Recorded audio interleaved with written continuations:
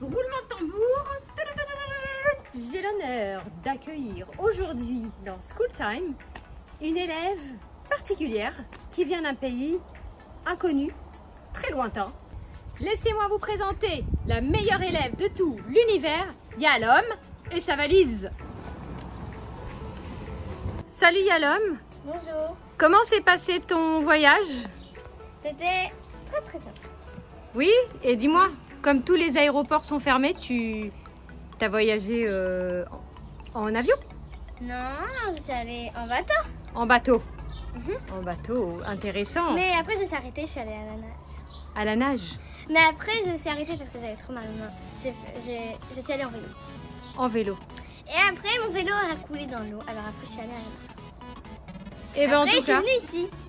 on est ravis de te recevoir, ça nous fait très plaisir. Juste un petit truc s'il vous plaît. On se lave les mains. Alors, une petite chose les kids, super important. J'ai appris de mes parents un énorme secret que je vais vous révéler.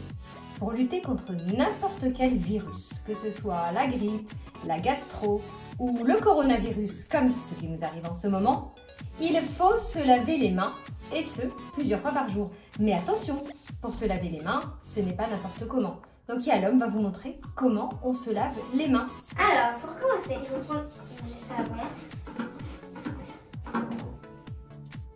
On met un peu d'eau pour que ça mousse. On frotte entre les doigts. Super, on fait plein de jolies mousses et on se lave bien les bras. On monte en haut, on monte sur les bras comme si vous étiez des petits chirurgiens. Sur les ongles aussi. Très bien. Sur les poignets. Et ensuite, on lave. Qu'est-ce qu'il y a dans cette valise? Nous allons le voir tout de suite.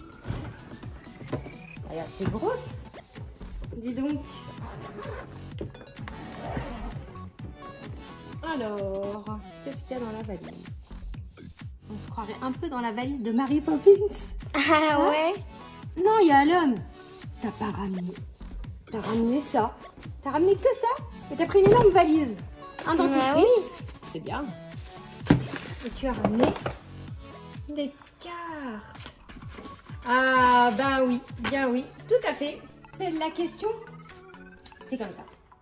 Quand est-ce que je vais mettre un Sadik Sofit, un Fay Sofit, un Noun Sofit, un Mem Sofit et un Raf Sofit? Ouais, c'est une bonne question ça.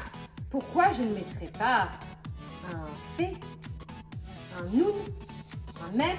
Parce que le mot se finit par exemple, sauf. Sauf, ça veut dire en hébreu la fin. Est-ce que je mets un Fay à la fin ou un Fay Sofit? Eh bien, un Fay Sofit. Sofit, ça vient du mot sauf et ça veut dire la fin. C'est-à-dire que si on entend le son feu à la fin d'un mot, on mettra un Fay Sofit. Si j'entends ts à la fin du mot, on mettra Sadik Sofit. Si j'entends n à la fin du mot, Noun Sofit. Si j'entends m à la fin du mot, Mem Sofit. Et si j'entends Raf Sofit. Je vais vous donner des exemples avec des petits mots très simples que vous pourrez réviser pendant la journée. Notre premier mot, Yam. La mer. T'as envie de partir en vacances, on dirait? Ouais. Ah ouais, hein? Et si à Yam, on lui rajoute un mot Souf, d'accord? Ça nous donne Yam, Souf. C'est la mer rouge. Alors, une feuille de papier. En hébreu, se dit daf. Au Canada, on utilise le dollar canadien. Aux États-Unis, le dollar américain. En Angleterre, la livre sterling. En Europe, l'euro. En Israël, le shekel. Petite question à Yalom qui a beaucoup voyagé. Elle a fait le tour du monde. Quelle monnaie utilisait-on à l'époque de la Gemara? Le zouz. Bien. Et donc, comment on dit l'argent en hébreu? Très simple. Ke, Sef. Kesef, c'est de l'argent. Une petite plante en hébreu se dit Atzitz. Atzitz. Ah, regarde. Et hop.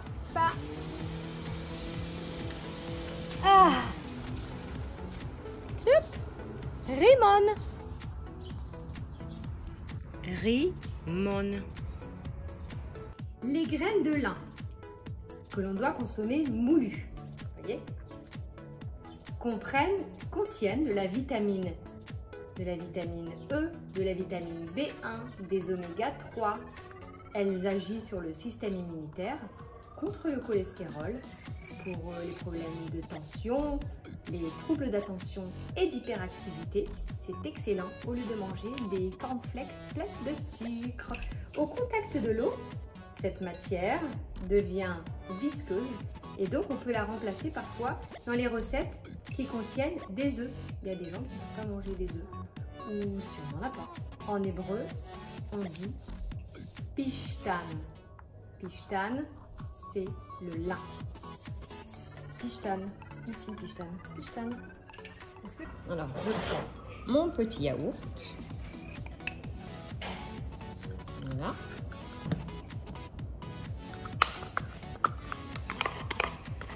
Et au lieu de mettre des céréales qui sont pleines de sucre, je mets du lin. Miam miam. Regardez-moi cette tuerie. Pour terminer, un dernier mot.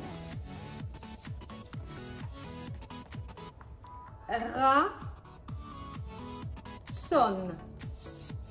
Ratson, ok, avec un nun sophite à la fin, c'est la volonté.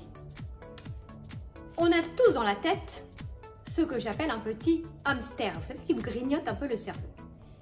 Et par moments, on va dire, oh là là, j'ai un rêve ou j'ai envie de faire une chose et non, je peux pas, j'ai pas la force, j'y arriverai jamais, je suis trop naze.